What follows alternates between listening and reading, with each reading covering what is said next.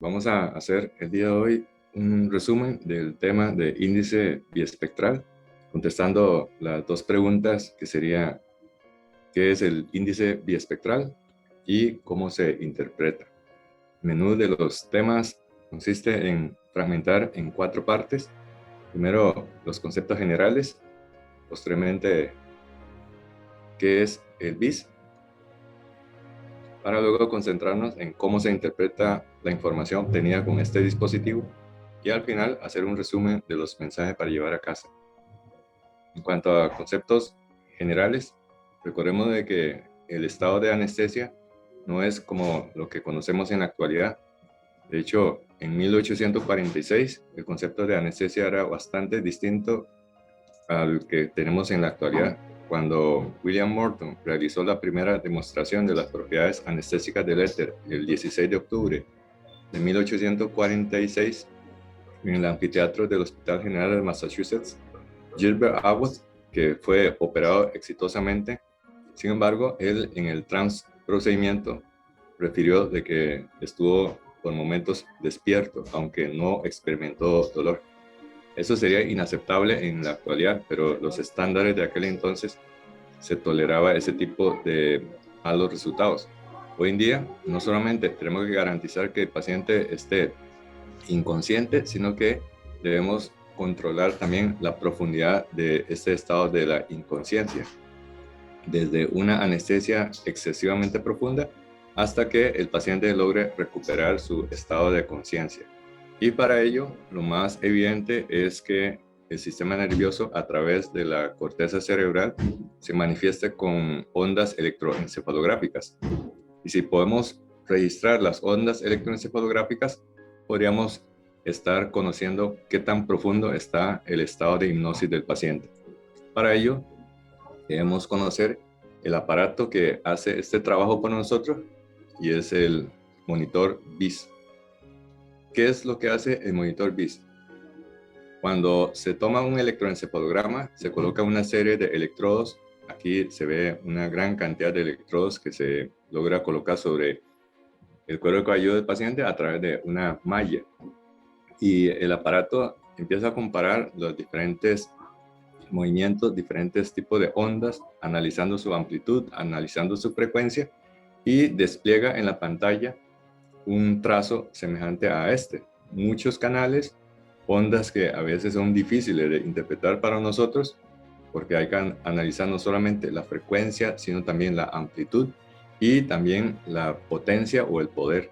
Entonces se nos hace un mundo en sala de operaciones cuando tenemos que tomar decisiones rápidamente y en forma más sencilla. Por eso es que el aparato de BIS nos facilita la interpretación porque toma el electroencefalograma no procesado, luego pasa por una serie de filtros, pasa por un mecanismo de rectificación de la señal y al final se digitaliza una señal de tipo analógica a una señal de tipo digital y nos oferta un número, así como otra serie de informaciones que sería la información del BIS. Aquí vemos el primer modelo del aparato de BIS. Este fue introducido en el año 1994 por la compañía Aspect Medical, pero no fue hasta el año 1998 cuando obtiene el aval por parte de la FDA. Aquí ustedes pueden ver este primer modelo de monitor BIS en una pantalla muy pequeña de color ámbar, y esta compañía posteriormente fue comprado por Covidien, por eso el logo de Covidien se ve en los monitores BIS, a pesar de que todavía aparece la marca registrada de Aspect Medical, que fue la compañía que desarrolló esta tecnología en el año 1994 y avalada por la FDA en el año 1998. Esta empresa es la que tiene actualmente la comercialización de la tecnología. Y no solamente ahora hay monitores por separado, sino que hay módulos que utilizan esta tecnología y se incorpora como un módulo a un monitor biomédico más grande para poder integrar la información obtenida por el BIS y también correlacionar con los demás parámetros. Para ello es indispensable contar con un electrodo que logre captar la señal eléctrica de la corteza frontal. Sin embargo, este primer modelo, como se ve acá, solo tiene electrodo para un solo hemisferio. Este electrodo en realidad es una tira de 4 electrodos, permite recoger la señal, amplificar y también permite procesar para eliminar los artefactos provocados por la contaminación electromiográfica. Y esta es la pantalla que estamos acostumbrados a ver en un aparato de BIS. Se puede observar el número de BIS, se puede observar la calidad de la señal. Si hay problema de contacto, va a emitir una alarma de pobre calidad de señal. También una barra de calidad de señal del electromiograma. Este es el trazo del electroencefalograma no procesado.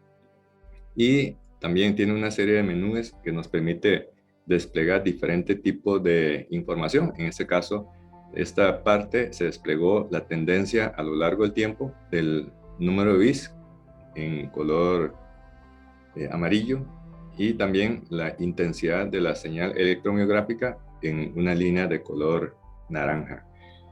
Bueno, ¿cómo es que el aparato hace esto? Pues a manera de analogía, un prisma logra descomponer la luz blanca en un espectro de los colores del arco iris. También el aparato hace exactamente lo mismo, pero utilizando fórmulas matemáticas. Recoge esta señal, que es el electroencefalograma no procesado, aplica una fórmula matemática, que es la transformada rápida de Fourier, para poder descomponer la señal en diferentes ondas, diferentes bandas de frecuencia que más adelante vamos a ver. Se denomina lenta, onda delta, onda teta, onda alfa, onda beta y onda gamma. Y esto se recoge con el tiempo para poder graficar y así poder comparar lo que estamos viendo en el monitor con las medidas terapéuticas que nosotros le estamos haciendo al paciente. Y aquí se ve un trazo de electroencefalograma no procesado. Observe que es difícil a primera vista saber si el paciente está dormido o el paciente está despierto viendo esto. Aunque más adelante vamos a ver de que si se va profundizando la anestesia, se caracteriza porque el electroencefalograma se va enlenteciendo y aumentando la amplitud. Este trazo de electroencefalograma no procesado indica que el paciente está bajo efecto de la anestesia. Y lo más importante, cómo se puede interpretar y tomar decisiones con base en la información de este monitor.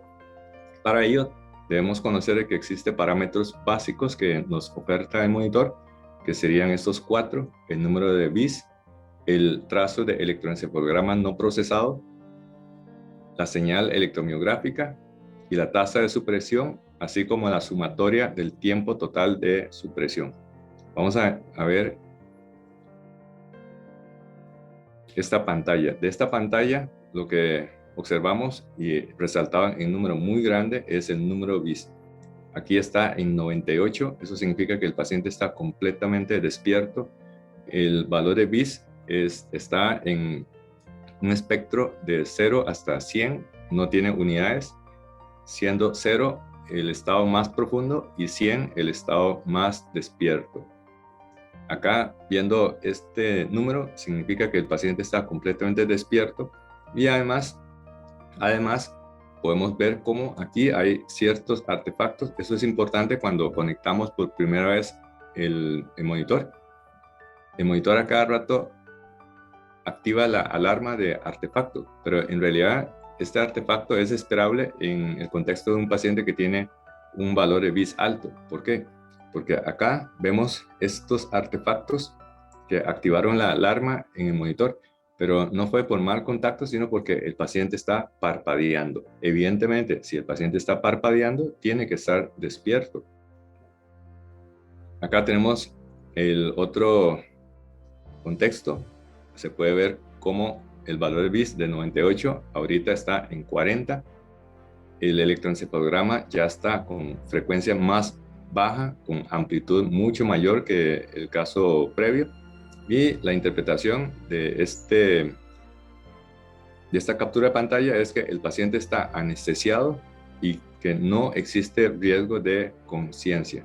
Un BIS por debajo de 60, el paciente está en un estado de depresión del sensorio que no le permite grabar y consecuentemente no va a tener riesgo de conciencia tras procedimiento. De esta pantalla también tenemos que rescatar esta parte que corresponde al electroencefalograma no procesado. Este BIS es un BIS unilateral, pero también hay BIS bilateral o bihemisférico que despliega dos trazos de electroencefalograma no procesado. En este caso, como estamos viendo, se trata de ondas de baja frecuencia y de gran amplitud. Esto es compatible con un estado de hipnosis profunda. La otra información básica es la electromiografía. ¿Por qué? Porque en medio de las neuronas corticales y el electrodo se encuentra el músculo frontalis y como tal despliega también señal electromiográfica, y estas señales se caracterizan porque son de alta frecuencia. Entonces puede causar una contaminación de la señal de las neuronas de la corteza prefrontal o del lóbulo frontal. Y el monitor también recoge esta información. Aquí ustedes pueden ver en esta barra que corresponde a la intensidad de la señal electromiográfica. Incluso se puede graficar a lo largo del tiempo. Observe cómo cuando se va despertando al paciente, se va subiendo el número de bits, pero también va aumentando la intensidad de la señal electromiográfica. Y esto es coherente porque cuando el paciente se está despertando, vemos de que empieza a tener movimientos oculares y también empieza a aparecer movimiento en la frente. Incluso algunos pacientes arrugan la frente y evidentemente indica que el paciente está despertándose. La otra información básica es la tasa de supresión estallido, también conocido como burst suppression. Aquí ustedes pueden ver un trazo en donde se ve por momentos ondas de gran amplitud pero de baja frecuencia, y también por periodos como que se aplana, y estos periodos son de supresión y acá hay estallido. Se considera supresión cuando la frecuencia, pero la amplitud es menor de 0.5 microvoltios y que esto debe permanecer durante más de 2 segundos.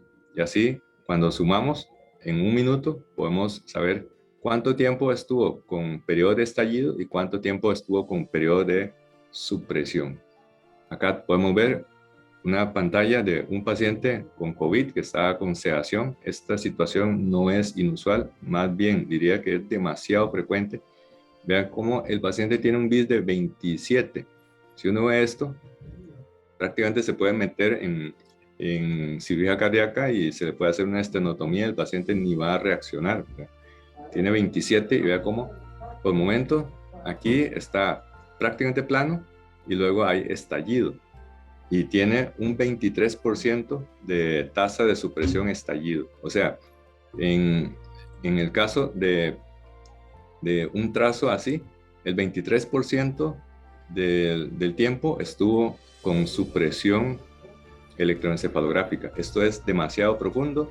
Esto se llama sobresedación y aumenta la tasa de complicaciones, aumenta de manera importante la mortalidad, porque cuando hay un estado así, el paciente va a estar con mayor requerimiento de vasopresores, también prolonga el despertar, y cuando se despierta, los pacientes se despiertan combativos, se despiertan agitados, y después prolonga el tiempo de ventilación mecánica, aumenta la tasa de reintubación, aumenta la necesidad de estarlo estudiando por medio de tomografía y otro examen de laboratorio, y cuando todo esto es un estado provocado por la sobresedación. Estamos muy empapados del concepto de síndrome de inclusión de propofol entre los pacientes con COVID-19, pero un término quizás que no está publicado en la literatura, pero sabemos que sí existe, es el síndrome de infusión de midazolam, cuando por días de días está recibiendo 15 miligramos por hora de midazolam. Esto es malísimo para los pacientes. Bueno, el BIS también nos ayuda para definir y toma de decisiones, como en el caso de esta tomografía que corresponde a una paciente que presentó paro cardíaco. Observen ustedes el edema cerebral difuso. Hay pérdida de diferenciación sustancia blanca con sustancia gris. Observe también cómo los ventrículos están apretadísimos. O sea, hay edema cerebral con hipertensión intracraneal. Cuando le colocamos el BIS, se puede observar que tiene un número de 4, tiene una buena calidad de señal. Eso significa que este número es confiable y el electroencefalograma no procesado está prácticamente plano, para no decir que es una línea completamente recta. Y cuando se le colocó el Foresight, que es para valorar la oxigenación regional, se puede observar una ligera asimetría entre el hemisferio derecho y el izquierdo, así como también un valor alto en la saturación tisular.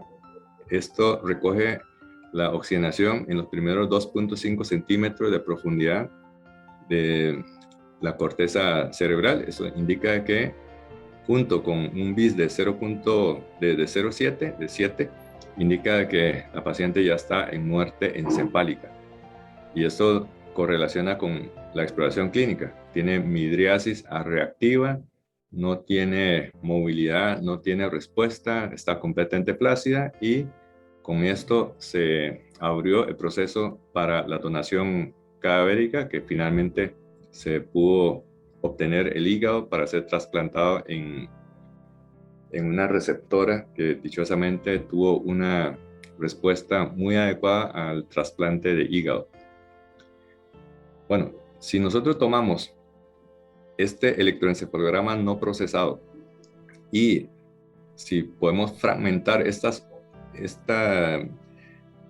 garabato del trazo y descomponerlo en ondas, podríamos obtener un análisis mucho más avanzado y también mucho más útil con respecto a la toma de decisiones.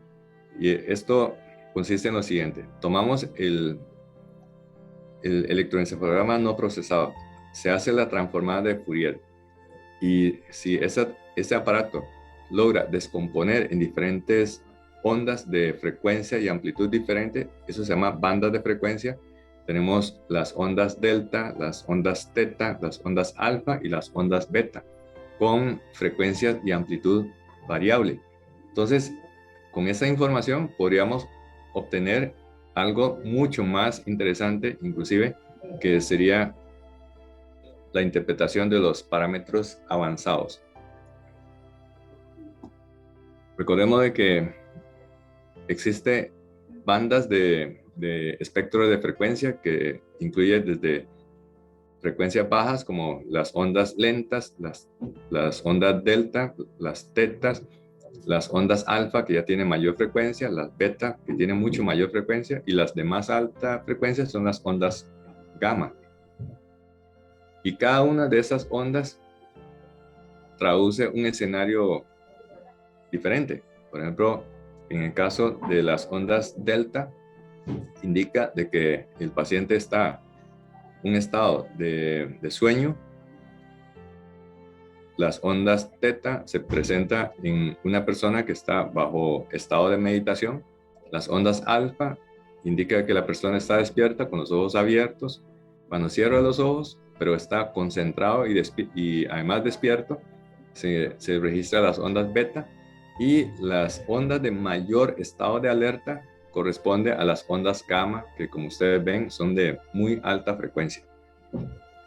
Y si nosotros aplicamos Propofol, se puede ver esa transición progresiva de la profundidad con cambios del patrón electroencefalográfico no procesado, empezando con las ondas de baja amplitud, pero de muy alta frecuencia. Vean cómo conforme se va profundizando, aumenta la amplitud y reduce la frecuencia. Acá también aumenta la frecuencia, pero aumenta la amplitud, pero por algunos periodos inclusive puede haber ondas de baja frecuencia, y cuando está inconsciente hay una combinación de oscilaciones lentas con algunas oscilaciones de tipo alfa. Cuando se hace una inducción, estos pacientes entran en un estado caracterizado por ondas de baja frecuencia, y cuando está muy profundo aparece ese patrón de supresión, estallido, y lo más profundo sería cuando no hay siquiera oscilaciones. Eso se conoce como estado de línea isoeléctrica. Y a manera de comparación sería como ver un submarino. Si vemos el submarino en la superficie, eso significa de que está con unas ondas de tipo beta o gamma, de alta frecuencia, de baja amplitud. Si el submarino se hunde y queda por debajo del agua, entonces estaría con las ondas tipo alfa y beta, ya no aparecen las ondas gamma, y acá se puede observar cómo la frecuencia disminuyó y aumentó la amplitud. Y si está en el fondo, o sea, muy, muy profundo, entonces vemos un trazo caracterizado por las oscilaciones lentas con oscilaciones de tipo alfa. Y si está completamente encallado el submarino en el fondo, lo que vemos sería un trazo isoeléctrico. Bueno, estas frecuencias, una vez extraídas, se puede desplegar en un gráfico en 3D, que es bastante difícil como de ver, pero quizás nosotros estamos más acostumbrados, y esto facilita muchísimo el entendimiento, es comprimir este gráfico en 3D a un gráfico en 2D. Y este gráfico en 2D se llama densidad, matriz de densidad espectral. Y aquí vamos a hablar entonces de que el BIS permite recoger 4 parámetros avanzados. La matriz de densidad espectral, o DSA en inglés, CEF 90, que es la frecuencia del borde espectral 90, MF, o frecuencia media, que corresponde al borde espectral 50, y la asimetría entre los dos hemisferios cuando se trata de un BIS que tiene electrodos bilaterales. Vamos a empezar primero con la matriz de densidad espectral. ¿Qué es eso y cómo se obtiene? Bueno, esto que vemos acá es la matriz de densidad espectral. Parece como un garabato con manchones de diferentes colores, y después aquí como que aparece otra raya aquí curiosa, y acá aparece un espectro de colores. Parece como muy difícil, pero en realidad es fácil de entender. Para ello vamos a ir a lo más básico. Lo más básico consiste en que el aparato toma el electroencefalograma no procesado, aplica la transformada Fourier y extrae las ondas y las coloca en bandas de frecuencia. Entonces, acá vean que es como descomponer la luz blanca en los colores del arco iris. Hay ondas de baja frecuencia y hay ondas de alta frecuencia. Y si encuentran muchas ondas delta de baja frecuencia, entonces el gráfico aquí, el trazo está más arriba. Y luego acá vemos otro pico donde predomina las ondas alfa, y otro pico donde predomina las ondas beta de frecuencia más alta, y casi no hay ondas de tipo o de frecuencia gamma. Entonces tenemos este gráfico así con esos colores, se llama matriz de densidad espectral, matriz de densidad espectral. Pero a veces puede ser como difícil digerir esta información. Sobre todo hay colores, y aquí hay una banda de colores, aquí dice alta y aquí baja. Entonces, ¿cómo podemos entender mejor? Aplicando el método de la afluencia cognitiva. Si el aparato detecta muchas ondas de una banda de frecuencia X, la va a pintar de color rojo. Acá, por ejemplo, significa de que teniendo esta banda de color rojo, en el caso del electroencefalograma de este paciente, tiene muchas ondas con una frecuencia en esta banda. También aquí vemos otro manchón de color rojo, significa que tiene muchas ondas en en este caso de frecuencias bajas. Acá, si detecta pocas ondas de una frecuencia X, entonces lo va a pintar de color azul. Entonces, poniendo toda la información en una sola diapositiva, entonces aquí tenemos las diferentes frecuencias y acá tenemos la matriz de densidad espectral. Entonces, vemos unas frecuencias que son muy predominantes acá, que son ondas lentas y delta, pero también vemos otra banda acá que está muy resaltada de color rojo, que son las ondas alfa. Entonces, en el caso de este paciente tiene un predominio de ondas lentas y delta y también ondas alfa. Pero también vemos acá un montón de superficie que está pintado color azul, y cuando está pintado color azul significa que hay muy pocas ondas de alta frecuencia. Aquí vemos de que las ondas de alta frecuencia son las beta y las gamma. Entonces, al estar así, significa de que el paciente está prácticamente sin ondas de alta frecuencia. Eso va compatible con un paciente que está dormido, que está bajo hipnosis. Entonces, la interpretación global es que vemos muchas ondas de baja frecuencia, que son estas ondas rojas. Aquí hay otra banda pintada de color rojo, y pocas ondas de alta frecuencia, o sea, los que están acá, que están de color azul, muy poquita cantidad. Eso es compatible con un paciente que está bajo efecto de la anestesia. Bueno, acá también vemos una situación con un paciente que le estamos haciendo una inducción con propofol. Entonces, en este momento está despierto, pero aquí le aplicamos propofol. Entonces, al aplicar propofol, observe qué interesante esta matriz de densidad espectral. Cómo antes existían muchas ondas de alta frecuencia, ahora con el propofol prácticamente el propofol logró borrar las ondas de alta frecuencia, que son las ondas gamma y las ondas beta, y empieza a predominar las ondas de baja frecuencia. Eso es compatible con un paciente que está en inducción anestésica, y también correlacionando con eso vemos un número de bits de 41 que es compatible con un estado de anestesia.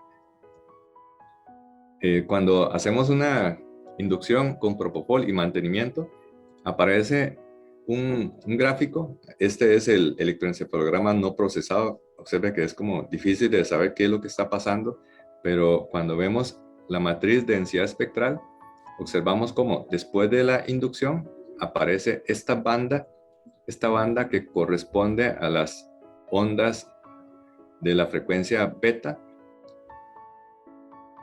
y también otro predominio de las ondas delta, que sería este manchón de color rojo o color vino. Eso significa que hay muchísimas ondas lentas y delta, y también hay muchas ondas beta, y eso es compatible con un paciente que ya está en estado de anestesia. También cuando se ha monitorizado, pero con electroencefalograma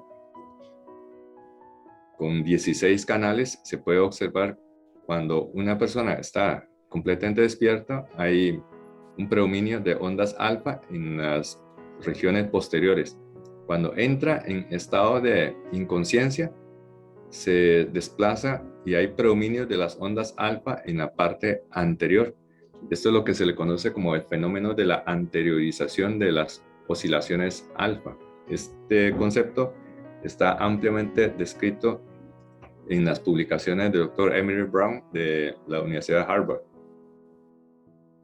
Acá podemos ver otro ejemplo. Tiene 47 de número de bits, pero acá el paciente está bajo sedación con propofol. El paciente está siendo sometido a un procedimiento de hemodinamia, y aquí se puede observar una banda de frecuencias intermedias y también un predominio de frecuencias bajas, son las ondas lentas y las ondas delta. Eso es compatible con un paciente que está en estado de anestesia, con un BIS de 47. Bueno, esto es importante porque muchos de esos pacientes que son sometidos a procedimiento de hemodinamia no precisamente están muy bien desde el punto de vista cardiovascular y puede sufrir de impacto hemodinámico cuando sobresedamos a estos pacientes o le damos una anestesia excesivamente profunda. Y ya con el tiempo el paciente se estabilizó y se quedó con esto que quedó bastante bien marcado. No hay tantas oscilaciones porque hemos mantenido una infusión de propofol a una dosis de 6 miligramos por kilo y realmente se mantuvo bastante estable en su profundidad anestésica.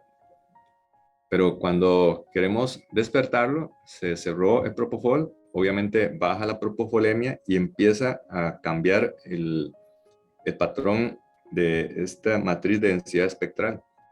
Cuando se cerró completamente y se dejó que el paciente empezara a despertar, observe cómo en este momento, cuando se cerró la infusión de propofol, se empezó a reaparecer las ondas beta y gamma. Observe que previa al cierre de la infusión de propofol había muy pocas ondas de alta frecuencia. Cuando cerramos la infusión de propofol, observe cómo aquí aparece un montón de ondas de alta frecuencia y eso es compatible con un BIS que está en 89 y observe cómo el electroencefalograma no procesado se permite ver ondas de alta frecuencia compatible con un estado de despertar. Ya ese paciente tenía más de 20 minutos de haber cerrado la infusión de propofol y prácticamente aquí se ve todo el espectro caracterizado por un mosaico de frecuencias de diferente frecuencia, pero sobre todo porque hay ondas de alta frecuencia compatible con un estado de despertar. Y este paciente ya a punto de ser trasladado al servicio de recuperación y aquí se puede ver claramente que el paciente está despierto con mucha intensidad en la señal electromiográfica. Aquí ustedes pueden ver mucha señal en la intensidad electromiográfica y en la matriz de densidad espectral está completamente de color rojo las ondas de alta frecuencia y también compatible con un número BIS de 91. Otro parámetro avanzado sería el de CEF 90, que es la frecuencia de borde espectral 90. ¿Qué significa esto? Si se despliega en el espectro de poder versus frecuencia, podemos hacer un corte abarcando el 90% de las ondas. Entonces aquí tenemos frecuencia, acá tenemos de acuerdo a la frecuencia los distintos tipos de ondas, delta, teta, alfa y beta. Esto, cuando se pasa una línea acá, se llama la frecuencia del borde espectral o CEF 90. ¿Cómo se interpreta este concepto? Porque parece como difícil de entender, pero la traducción a esto es que el CEF 90 representa el concepto de que con este valor, el 90% de la frecuencia tienen una frecuencia por debajo de el número. En otras palabras, si vemos esta pantalla, dice que tiene CEF de 12. CEF de 12. Eso significa de que el 90% de las ondas de este paciente tiene una frecuencia menor de 12 Hz. Eso significa de que lo que predomina son las ondas de baja frecuencia, que el paciente está bajo efecto de la anestesia. Ahora, alguien podría decir, bueno, pero aquí yo veo muchas ondas de alta frecuencia y cómo aparece aquí un valor de CEF de apenas 12 Hz. Lo que pasa es que esta información se está refrescando. Aquí apenas se le está poniendo el bolo de propofol y aquí está desapareciendo las frecuencias altas y están predominando las frecuencias bajas. Entonces, este valor de CEF 12 se refiere a este último barrido de la matriz de densidad espectral. Un ejemplo para ilustrar la importancia Lo vemos con este caso. Este es un paciente que está con un tubo de doble lumen. Nos llamaron para cambiar el tubo de doble lumen porque el paciente estaba en la unidad de cuidados intensivos y estaba en ventilación mecánica, pero es muy incómodo porque traumatiza mucho la tráquea. Entonces, eh, lo que hicimos fue cambiar ese tubo de doble lumen por un tubo convencional. Este paciente, sin embargo, ya tenía varios días de estar con una infusión con midazolam. De hecho, estaba recibiendo 15 miligramos, o sea, una ampolla por hora de midazolam desde hace 3 días. Si usted suma, eso significa que el cuerpo de ese paciente ha recibido 72 ampollas de midazolam, 72 ampollas. Y en ese momento tenía un BIS de 68, pero tenía un CEF de 13.5. 13.5. ¿Qué significa 13.5? Bueno, primero acá observamos de que tiene una barra de electromiografía bastante intensa. Eso significa que el paciente no está paralizado y como que el paciente está medio combativo o está haciendo mucho esfuerzo. Pero si analizamos con un poco más de detalle, este valor de 13.5 de CEF, este es un CEF 95, hay otro que es de CEF 90.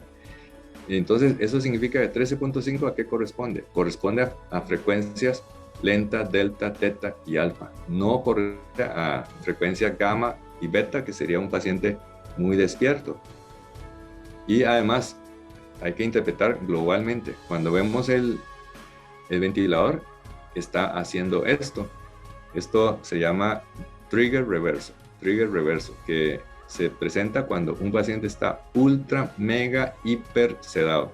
Esto lo que hace es liberar el control neocortical y suelta los centros inferiores para que empiece a hacer estrago, haciendo disparo espontáneo sin mediar la actividad del centro respiratorio. Esto es muy malo porque lo que hace es engañar a un médico no preparado y cree que como está haciendo esto, cree que el paciente le falta sedación, entonces prolonga, aumenta la sedación y lo que hace es empeorar más el problema. Esto es una señal de que hay que cerrar la infusión, no bajar la dosis, cerrar la infusión porque ese paciente está ultra, hiper, mega sedado. Y de hecho, como había que cambiar el tubo doble lumen por un tubo endotraqueal convencional, al ponerle atracurio, observe que se paralizó el paciente, ya no hay señal electromiográfica. ¿Y qué pasó? El CEF 95 bajó a 10.2, luego de 50 miligramos de atracurio. Y esto significa que el valor más alto de BIS era porque había contaminación con actividad electromiográfica. Previo al atracurio estaba así, con electromiograma. Ahora con atracurio ya no hay, pero vea cómo bajó el valor de CEF. Y el número de BIS en realidad no osciló mucho. Eso significa que hay que interpretar como un todo. No se quede viendo este numerito que ayuda, pero no ayuda mucho en algunos pacientes.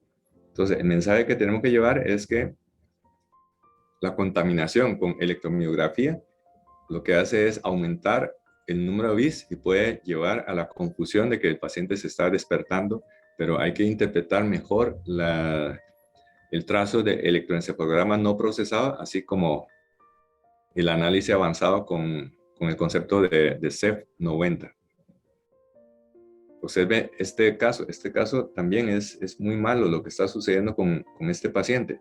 Vea que tiene un BIS de 31, un BIS de 31.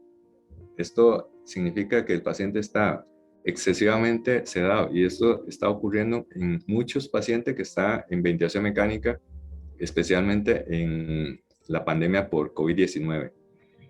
Otro parámetro avanzado es MF o frecuencia media. ¿Qué significa frecuencia media? Bueno, habíamos visto la frecuencia del borde espectral 90. En algunos monitores aparece también frecuencia borde espectral 95. Pero si preguntamos, bueno, ¿cuál sería la frecuencia que hace el corte para capturar o abarcar el 50% de las ondas? Bueno, ese es el concepto de MF o frecuencia media. Entonces, acá hay otro trazo, otra raya vertical que separa el resto del espectrograma de poder versus frecuencia y se interpreta de la siguiente manera. Entonces, el MF significa de que el 50% de las ondas tienen una frecuencia por debajo de, y ese es el número. O sea, en este caso, tenemos un valor de MF de 3, de 3. ¿Qué significa que tiene un MF de 3?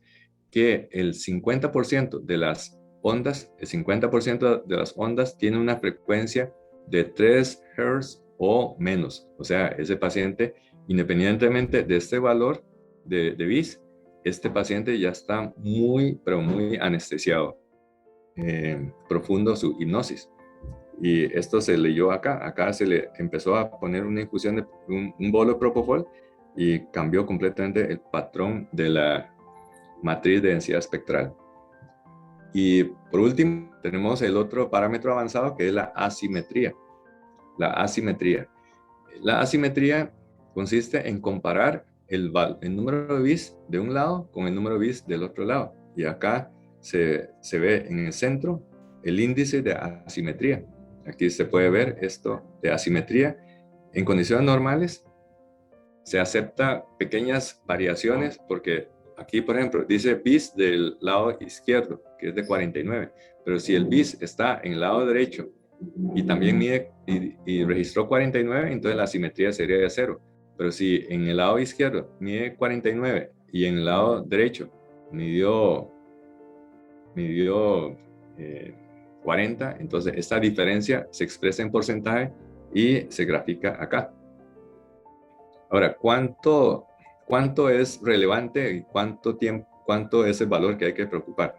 Observe acá. Acá tiene un bis en el lado izquierdo de 26. El trazo está completamente plano. Ya hay 5 brotes de supresión y ha durado 2 minutos con 18 segundos de supresión. Y aparece esta asimetría que se ve con bastante frecuencia durante la fase de la inducción, y cuando se nos va la mano con la sedación, con la anestesia, aparece esa asimetría. ¿Cuánto tiempo o qué porcentaje es relevante? Si analizamos esto, vea que vienen porcentajes.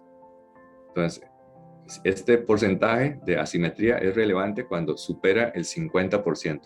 Cuando supera el 50%.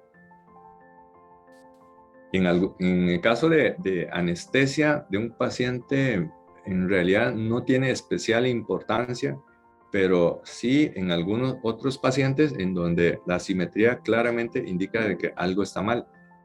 Por ejemplo, cuando buscamos este valor y encontramos asimetría después de una inducción, aquí después de un bolo propofol, esa asimetría puede no traducir absolutamente nada, pero no así con un paciente como este. Imagínense, este paciente que tiene un infarto hemisférico. Si nosotros colocamos un bis bilateral, vamos a observar una asimetría muy esperable. En este lado, la señal va a mostrar un valor muy bajo de bis, y en este otro lado probablemente un valor mucho más alto de bis, y la diferencia es lo que se registra como la asimetría. Bueno, todo esto podemos decir de que se aplica sobre todo para medicamentos con efecto GABAérgico, pero hay algunos medicamentos como que se escapa de la monitorización con el BIS. Eso es lo que yo llamaría fe de ratas. El BIS no discrimina muy bien cuando el paciente está bajo anestesia o sedación con ketamina, con etomidato, con dexmedetomidina o inclusive con el óxido nitroso. ¿Por qué?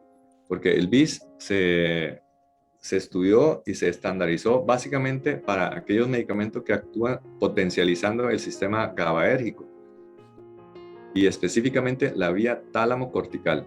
Entonces, recordemos de que lo que está midiendo no son las neuronas de la parte profunda, tampoco el cerebelo, tampoco el tallo, solo las neuronas de la corteza frontal.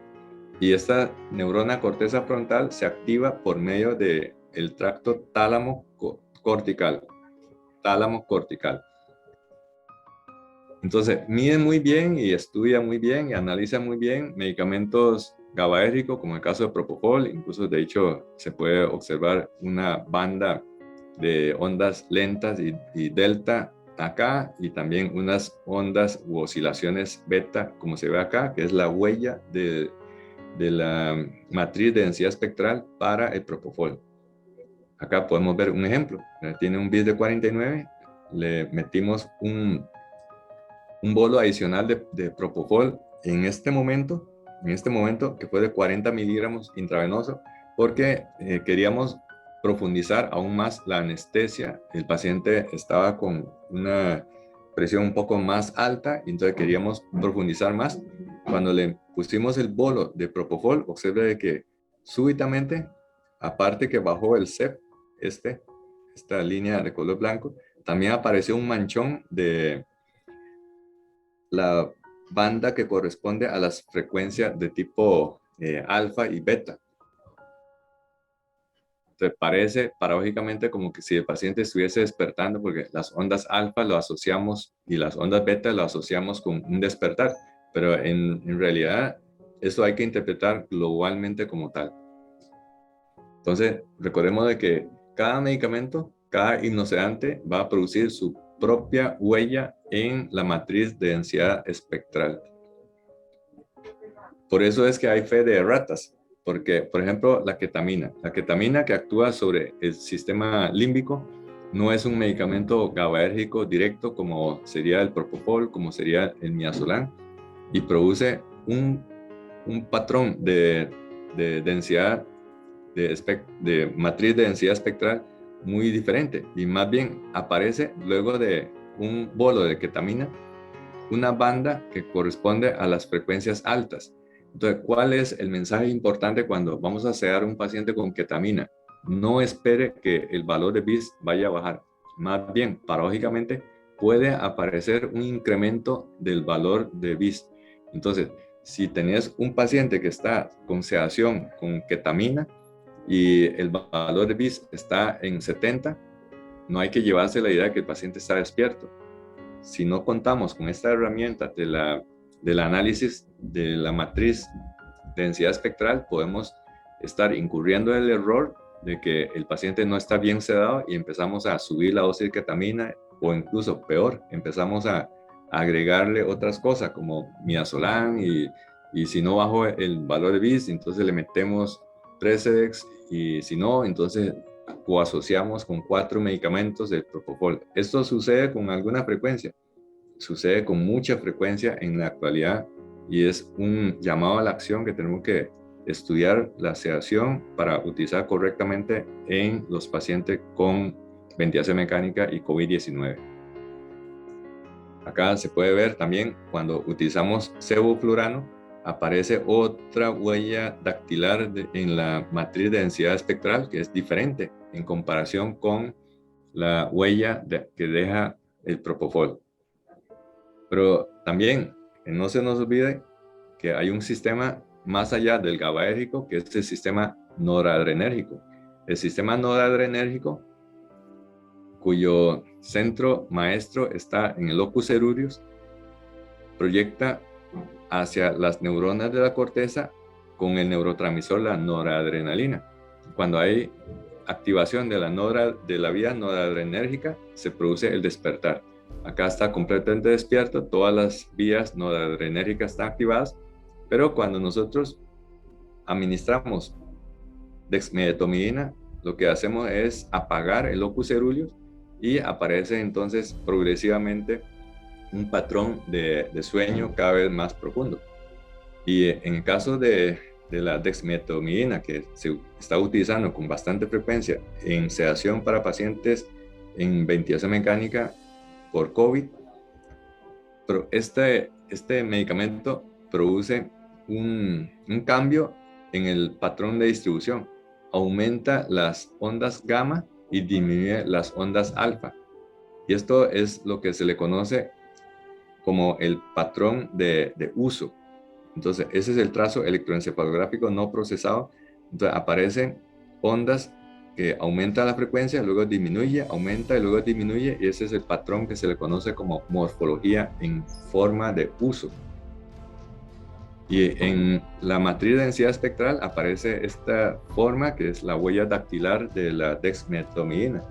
De hecho, esto se parece mucho a cuando una persona está empezando a dormir y se profundiza más y más y entra en el sueño no REM. Entonces, la dexmedetomidina produce un patrón en la matriz de densidad espectral muy semejante a un estado de sueño no REM.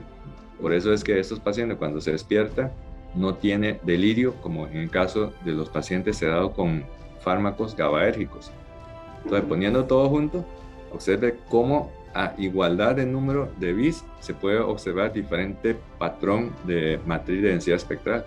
Esto de propofol tiene esta doble banda, el sevoflurana tiene también una doble banda. Acá ketamina, recuerde que ketamina aparece paradójicamente una activación de el electroencefalograma con ondas de alta frecuencia, como si estuviese despierto. Eso es porque la ketamina actúa sobre el sistema límbico, provocando un estado disociativo. Y la dexmedetomidina produce un patrón electroencefalográfico llamado en forma de uso. Y esta es la huella en la matriz de densidad espectral. Bueno, para terminar, ¿cuáles son los mensajes para llevar a casa? Es muy importante monitorizar la profundidad de la anestesia a través de la herramienta de BIS.